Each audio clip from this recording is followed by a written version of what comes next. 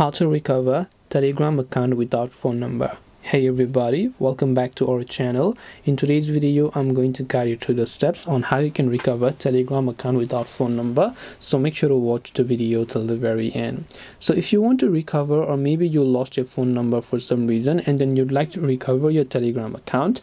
Now for this, you don't have a phone number, right off the bat, the first thing that Telegram asks me is a phone number. There's no option to log in with email or anything like that, which means that here you cannot recover your Telegram account without a phone number, and that's simply it. Telegram is a number-to-number basis application. They use each unique phone number. If you don't have a phone number, you cannot prove the ownership of the account, and if you cannot prove the ownership of your account without a phone number, Telegram thinks that that is not you, so they will not give you the access to that account. So hope this video helped you understand the question.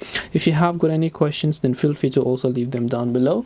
Thank you for watching till the very end of this tutorial, and see you soon in the next video.